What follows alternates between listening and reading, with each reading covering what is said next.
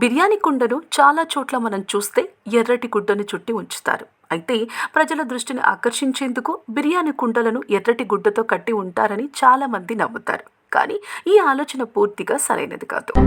బిర్యానీ మొదట నిజాం వంటగదిలో తయారు చేయబడింది. సమయం 18వ దశాబ్దం మధ్యకాలం. ఆ తర్వాత క్రమంగా ఈ ప్రత్యేక స్థానం దేశమంతటా వ్యాపించింది. ఆహా, పేరు వింటేనే నాలుకలో నీరు వస్తోంది. చికెన్ అయినా మటన్ అయినా బిర్యానీని ఇష్టపడని వారు తక్కువే. బిర్యానీ అనేది బిర్యాన్ అనే పార్షియన్ పదం నుండి ఉద్భవించింది.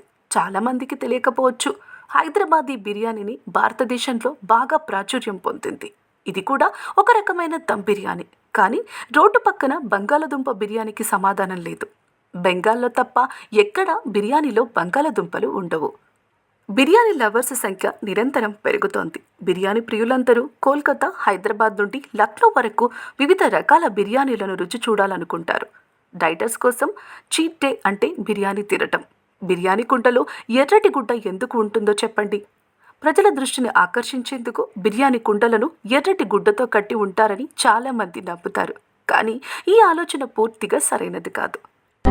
ఇప్పుడు బిర్యానీ ఇష్టమైన ఆహారం. బిర్యానీ ఎంట్రీలో అలీషా హస్తం ఉంది. ఇప్పుడు ఈ ఆహారం లేకుండా మన ఫుడ్ మెను ఆలోచించలేం.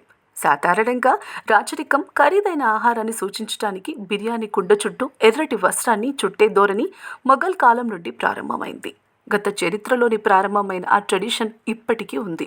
బిర్యానీ హోటల్ ఎక్కడ ఉందో ఆ ఎర్రటి గుడ్డను దూరం నుంచి చూస్తేనే సామాన్యులకు అర్థమవుతుంది.